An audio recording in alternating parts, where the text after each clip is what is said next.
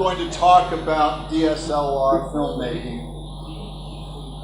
Most of you, as still photographers, are probably aware of the digital technology. I see a lot of the cameras out and around, and I'm sure you've all experimented with the video in these cameras.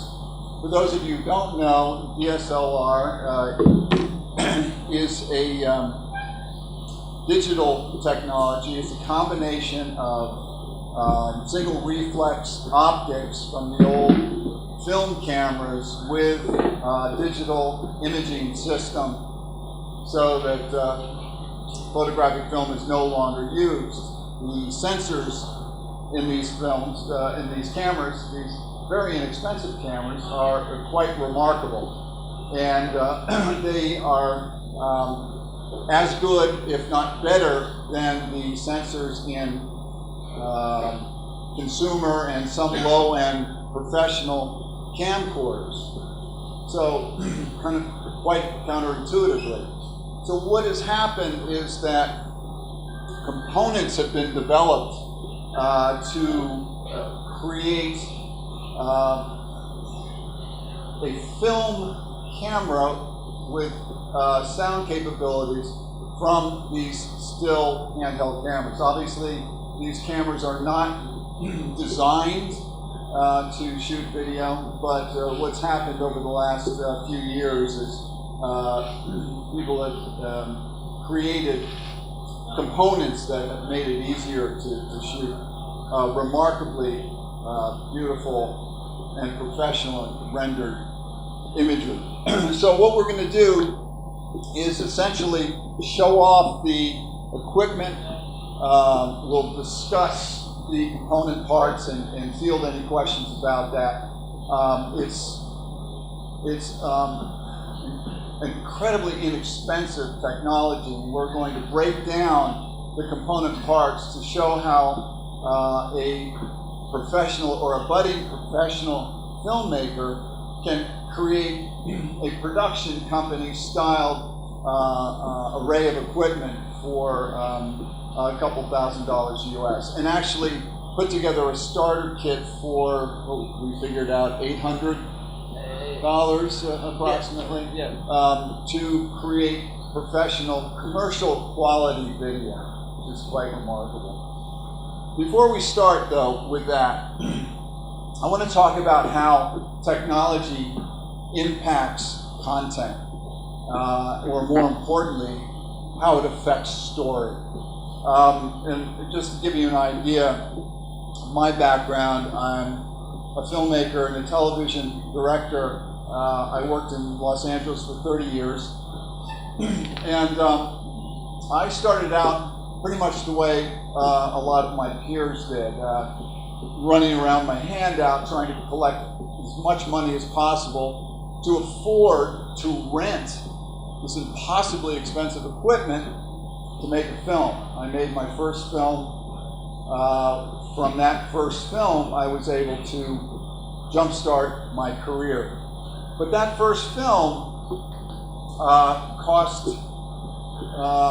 many thousands of dollars. I had to rent 16 millimeter camera, lights. I had a crew of about 15, that many of which I paid. To give you an idea, I'll just give you an example of the editing. Actually, give you an example of the editing. It took 4 people to carry the flatbed editor into my office. It's a lot heavier than one of these. The editing at that time was done with dual system. You have a mag, which had the sound, and you had your film. You had to synchronize them and then cut these little pieces together. So I can assure you that I spent a lot of time on my hands and knees looking for little pieces of single frames that had been cut and that mistakenly had been lost. It's an incredibly time-consuming process. Now, the point I'm trying to make is that when I started out back in the dark ages, it took a lot of money to make a film. Consequently, my orientation was commercial. I ended up in the commercial television business, and I developed product for television.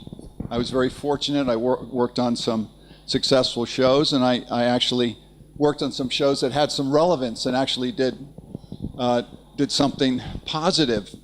One show that I produced was called America's Most Wanted. In this show, we actually profiled.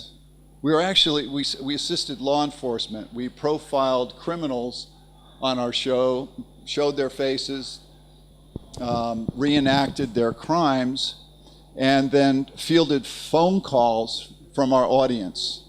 Now, when we first put this on the air, we thought it was kind of a clever idea. We never expected that it would be successful. In the first 2 years of this show, we captured or aided the capture of 75% of the criminals that we profiled. And those were the stories that were most remarkable. So I had an opportunity to work with the FBI and the Marshal Service and felt that I was actually doing something of a positive nature. I spent the next 25 years or 20 years of my career trying to develop projects that had some social value.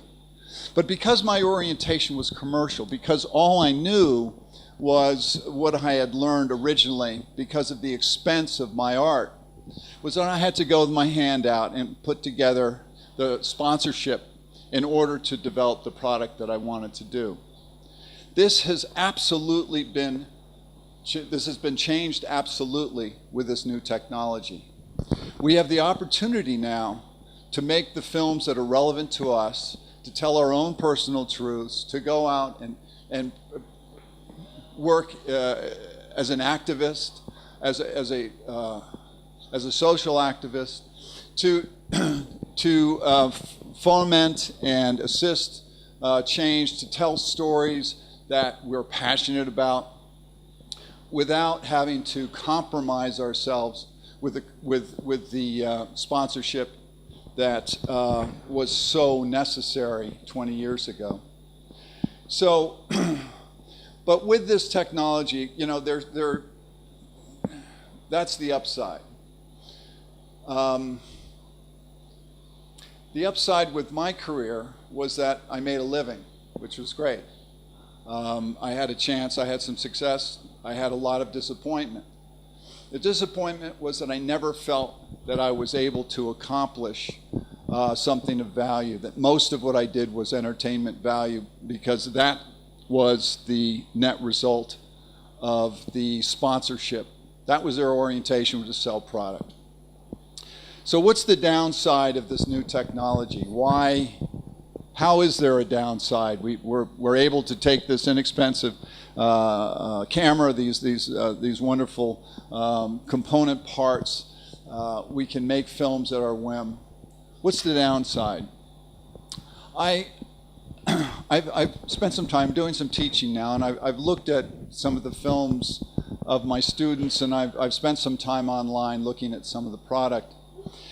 And my concern is that this technology, although has been streamlined for economics and for ease, that the technology itself has become more important than the content.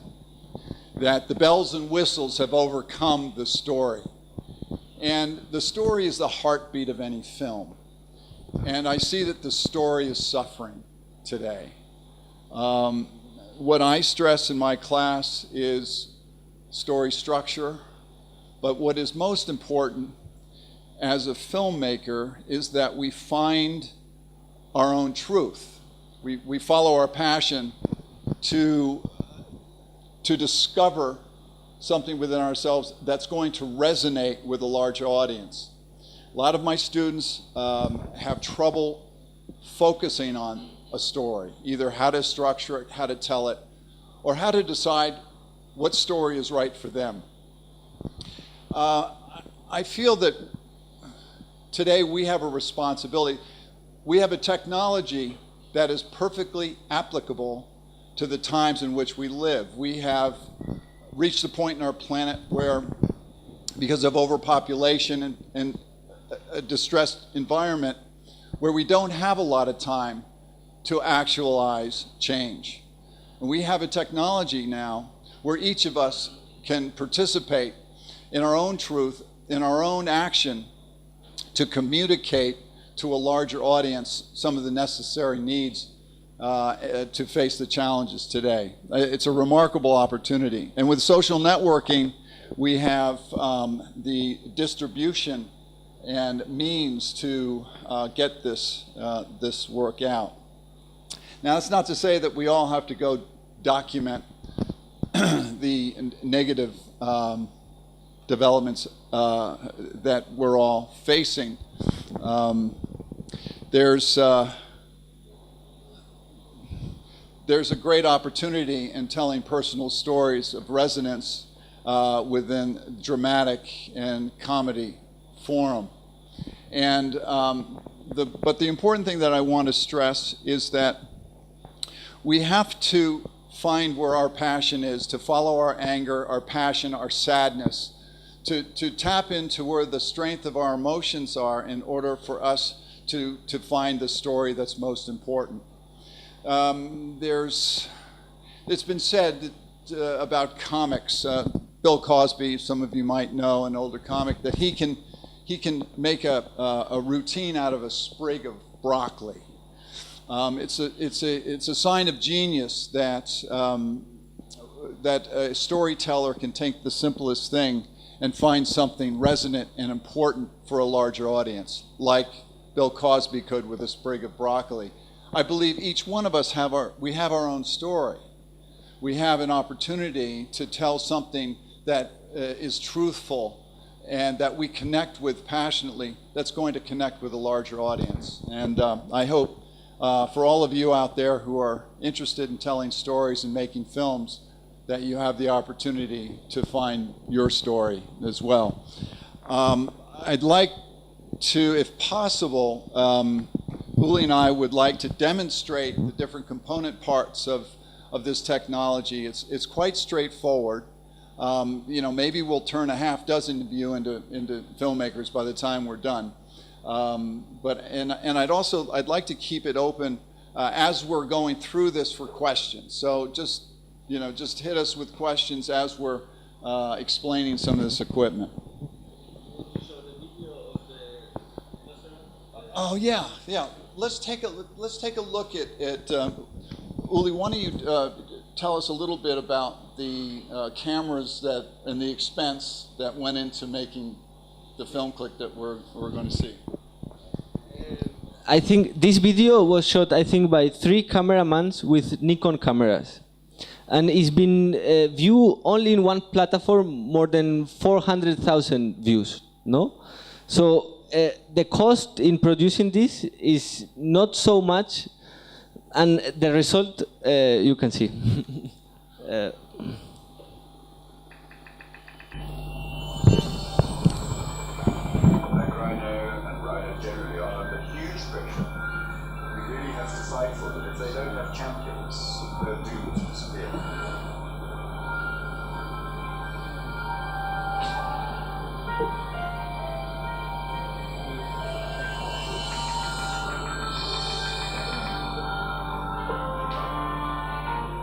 This is the kindest way we've yet discovered of moving a rhino from the field to a vehicle. It is a big operation. It's a lot of animals to try and move in a really short time. The IRS, there's no access whatsoever. Most of these bikes are on the wilderness area.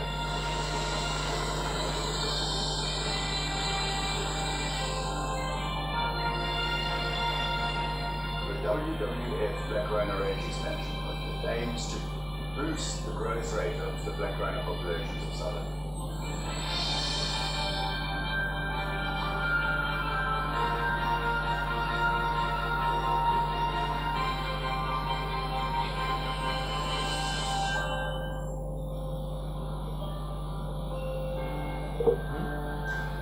So here's a wonderful film that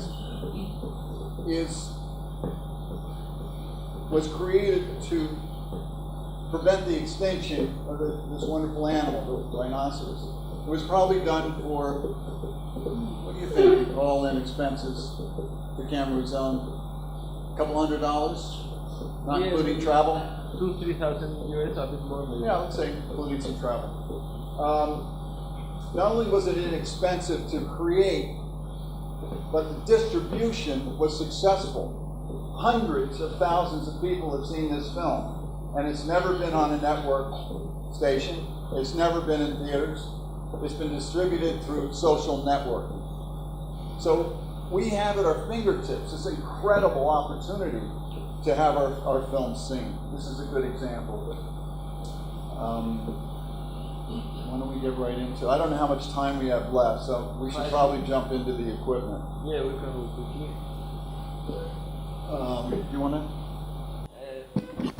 Okay, basically this is enough to make a movie. 16,000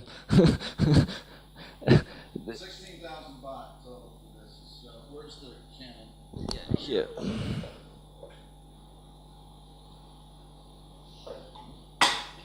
Sorry, William. No problem.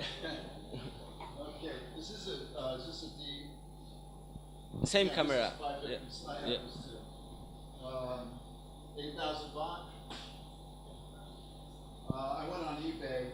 50 millimeter is a wonderful lens for movie making.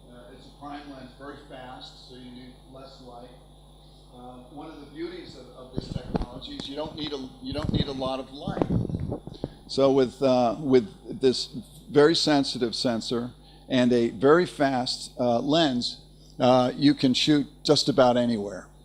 And that's one of the cost-saving elements with this. Magic Lantern. Willie, why don't you describe the software that's involved? Magic Lantern is a software where you can hack a Canon camera, and it becomes actually a film camera. You have all the options and features that usually a film camera has.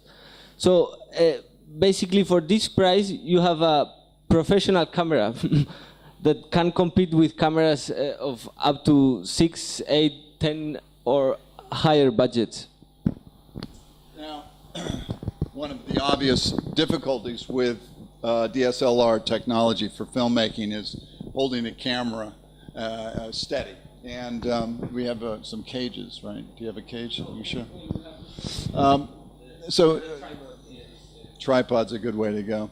And also developing good sound. So let's go to the second stage. So if you were investing in your own production company, stage 2 might be this, where you develop your sound system through a recorder. This thing, which goes for about $200, 8,000 baht, allows you to record 4 separate inputs of stereo, four separate inputs.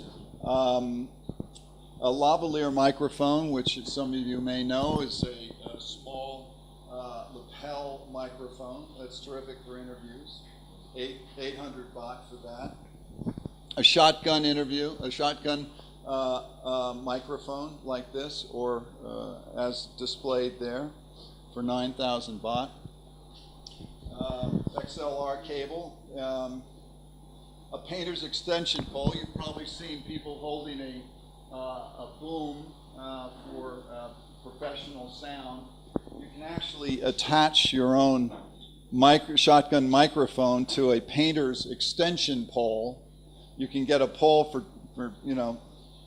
$20.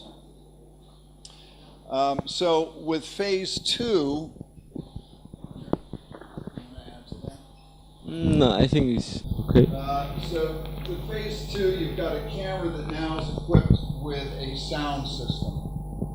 There's an adapter that puts this in the hot shoe of the camera. And with phase 2, you actually have redundant sound. You've got a lavalier capability coupled with a boom for more ambient sound.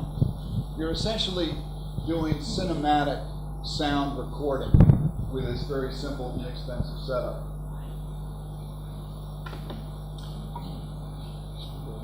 Do you want to talk about? I think we can skip it. We don't have much time.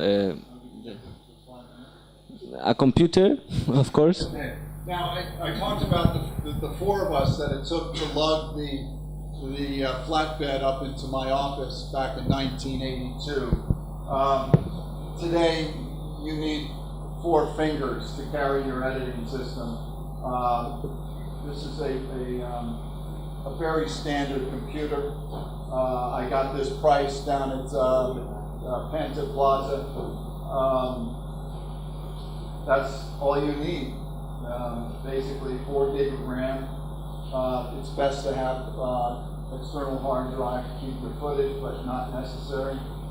The software for editing for a PC, the Adobe Premiere Pro is recommended. You have to now, Adobe has created some obstacles, so you have to download it and use it with a monthly fee. However, I'm sure you're aware of other possibilities for inexpensive use of the software. So this entire package, basically a DSLR production company style package, is around 82,000 baht. And can be rented in Chiang Mai for 2,500 baht a day at Minolta for rent. Minolta for rent, which is very, very nearby. They have many things to rent. So we kind of rushed through that. This is the old days. I mean, not that far. There's a lot of companies that are still operating with the DAT recorder and the 3/4 inch and beta machine and the beta cam. These cameras are incredibly expensive. And some of them don't even give you the same resolution as your Nikon. So I'd like to open it up. Any questions about the technology, storytelling, future of video, film, anything that we've touched upon, I'd be happy to respond to. Can you tell us a bit more about what Film Crew is Okay, Film Crew is it's a collective here in Chiang Mai that I founded. It is primarily the purpose is primarily to educate filmmakers in underrepresented communities so that they can tell their stories and provide their own activism for change. But secondarily, it is a means to develop a film community here in Chiang Mai. We hope to be offering master classes next year in a forum similar to this in the fall of next year, where I will be inviting some of my associates from Los Angeles to come here and to teach, like directors, art directors, musicians, composers, covering all aspects of the filmmaking process. In the meantime, we'll be offering workshops through DAA, Brian's organization, Documentary Asia Arts, and we are doing workshops in Southeast Asian communities. I just finished doing one in Ketchen State with Ryan, and we're going to be doing one in Cambodia, in Laos, and hopefully moving on to areas in Africa, Palestine, and some other global hotspots. Oh, we're looking for anyone who wants to join us. There's a lot of potential. We're at the very early stages of our development. We have some time, so any questions, please? Yes. I was wondering, so due to this new revolution prices down, pretty much plenty of people can afford the technology. But still you mentioned about storytelling, which is the core of the army of a movie or short film. Right. I have no experience, but I'm wondering, someone that is a storyteller, who easily connect to someone that has either invested or is willing to invest into the technology. Whether it's cheap or not is not the issue, but it's time. It's not a matter of sacrificing a couple of $1,000, then it's plenty of time to learn how to So from your experience, how easy or difficult it is to integrate as a storyteller into the world of a filmmaker or a technologist that uses that technology to produce a movie? The question is how difficult is it to make a transition from a storyteller to a filmmaker? Transition is like if I have, for instance, no interest in taking on the technology, it forces me and learning about it. I just want to stay for the story. Okay, let me respond to that. Filmmaking is a collaborative art form in its essence. As Uli represents a new type of solo performer, he can go out with his equipment without any help and do a professional looking film. But primarily if we're taking on larger projects, if we're doing dramatic films, or if we're doing documentaries of any scale, we're going to need help. Even in the most simple setup, you might need a sound person or a production assistant to help with lighting. So if you're talking for yourself, I would recommend affiliating yourself with someone who has technological insight, who's got the capability to provide the technique to your storytelling, to ally yourself with people who are going to complement your purpose. I am not a technician. I desperately need people like Uli, and Ryan who know the camera. As a director, I directed some big shows. At one point, I did a show where I had a crew of 250. And I had to be able to communicate with each one of these members what I needed. But we found a way to orchestrate through a common purpose. So I would recommend finding a good ally and learning. You'll learn yourself by osmosis, but to go out and try to become a technician when you need to spend your time refining the story and developing your idea would take you, I think, off track to a certain degree. Sorry,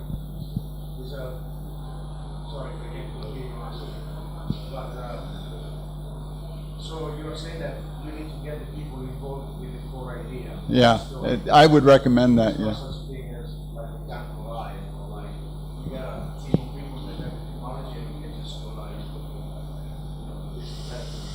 Well, I'm not saying you can't learn the technology. I find technology is incredibly seductive. I'll be on a project and all of a sudden I find myself spending 3 hours learning a new program because I want to do some sort of fancy thing on my project. It has nothing to do with the content or the story. It's the bells and whistles. It's the foam on the beer. It's the icing on the cake. And yet I've been seduced by it. You've got to find out what your strength is. Don't get seduced by the stuff that you think is brilliant, that you have no talent for. Find the people who have the talent for it and ally yourself with them. Any other questions? Yeah. Please. Just speak briefly on storage capacity and how to do it. Storage capacity. If you're going to shoot a movie or even on your laptop, which you should have minimum to shoot maybe a 1 hour. Okay, I think we both can respond to that. Do you want to start with what you use in the camera to get your dailies? Why don't you talk about that part, and I'll talk about the editing part. She's shooting an hour-long documentary, and she wants to prepare to have the right amount of storage. I think around 1 terabyte or 2 terabytes. Depends what camera you are using. And it has to be a fast hard drive if you don't want to eat all your nails. Do you recommend just an external hard drive for the whole thing, or? Yes. Okay. Now, in terms of, what about in terms of the card? The card for the camera to shoot video, but these things you can actually ask when you buy the camera or research online, but they need to be a kind of speed. They have to be fast reading and writing, because 10 times. Yeah. Basically, managing cards just takes a little bit of common sense. You want to make sure that you have enough on hand, and you want to download your card relatively quickly and to work in redundancy. Always have a backup. Keep it on a card, keep the card in a safe place, make sure it's on your hard drive, then move on to the next. Any other Okay, questions? one more last question, please. Okay. All right, well, thank you very much. Okay, thank you. Loud applause, please.